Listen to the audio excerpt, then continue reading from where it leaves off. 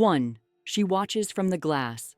Lisa had just moved into a new apartment in an old building downtown. It was small, quiet, and cheap, perfect for someone living alone. The place had charm, creaky floors, high ceilings, and radiators that hissed.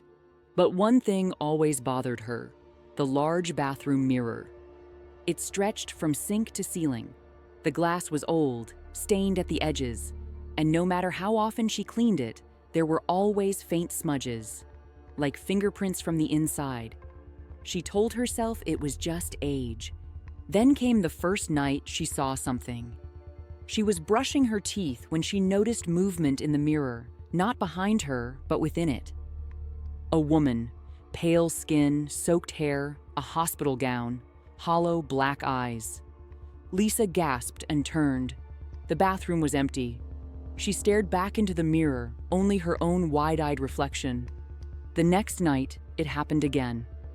The woman was closer. Her lips curled into a too-wide smile. Her image flickered like a glitch. Lisa froze. The lights flickered, and for a split second, the woman's hand slapped the glass with a wet thud. She screamed and ran, sleeping on the couch with the lights on. Lisa covered the mirror the next day, but the woman still appeared, in her kettle, phone screen, even outside the bus window. She hid every shiny surface, but it didn't help. One night, at 3:14 a.m., Lisa woke to the bathroom door creaking. She lived alone. Dripping sounds, wet footsteps. She hid under the blanket, frozen. Then came a knock, and scratching at her door. By morning, it was quiet. Lisa got up. The towel was off the mirror. Written on the glass in dripping streaks, "You can't hide from me." Below that, scratched into the glass, "Tomorrow." The missing camper. Every summer, a group of friends went camping in the woods of North Carolina. This time it was just 4 of them: Kyle, Dan, Mira, and Jess. The first night was perfect: warm fire, stories, and laughter. On the second night, they heard something strange, heavy breathing, just beyond the trees. But when Kyle shined his flashlight, nothing was there. The next morning, Kyle was missing. His sleeping bag was empty, his shoes still by the fire. They searched for hours, shouting his name, but found nothing except his phone lying in the middle of a trail, screen cracked, battery dead. They hiked to the nearest ranger station, but there was no signal. As night fell, they returned to camp. Jess stayed up, listening. At midnight, she heard rustling. Slowly, she got out of her tent and looked. There was Kyle, standing near the fire, his back to her. "Kyle?" she whispered. He didn't move. She stepped closer. That's when she noticed something was off. His skin looked wrong, like dry clay. His neck twisted too far when he finally turned around. It wasn't Kyle. Jess screamed. By morning, only Mira remained. She never found Jess. But next to the fire pit was Jess's hoodie, neatly folded. Inside the pocket was a note written in shaky handwriting. "We shouldn't have come back here. He's not alone." 3. The voicemail. Mark's sister, Ellie, had gone missing 2 years ago. No clues, no body. She had vanished on her way home from a night class. The police had long given up, but Mark hadn't. One night, he received a voicemail from a number he didn't recognize. When he played it, he heard only static until he turned the volume all the way up. That's when he heard it, someone whispering. He played it over and over. The whisper was faint, but clear. "Help me, Mark."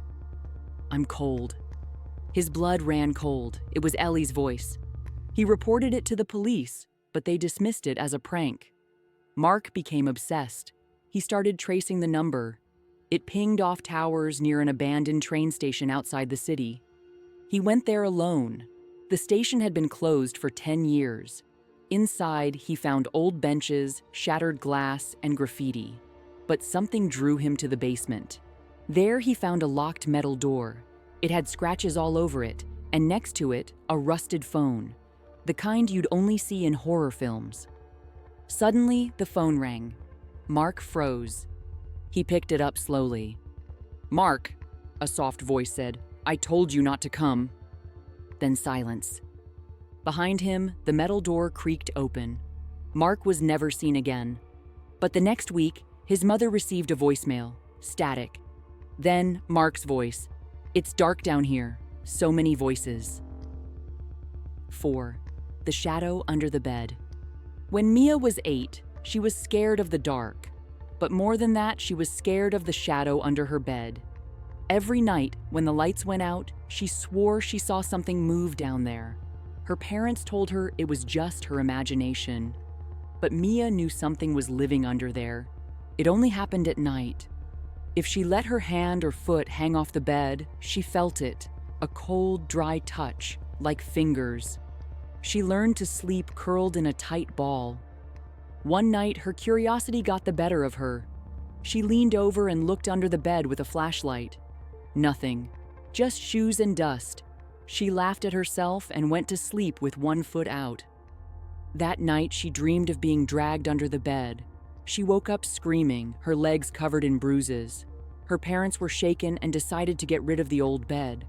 They replaced it with a new one that sat flat on the floor. No space underneath. For years, Mia was fine. Now, at 24, she lived alone in a small apartment. One day, walking past a yard sale, she spotted an old wooden bed frame, just like the one she had as a child. Without thinking, she bought it.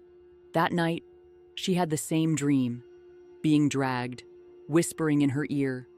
She woke up with her feet hanging off the bed. And from the darkness below, something grabbed her ankle. The police later found the apartment empty. No signs of a struggle. But under the bed, in the dust, was a note. "I waited so long." Which of these stories creeped you out the most? Tell us in the comments below. And remember, next time you hear a whisper or see something move in the dark, don't look back.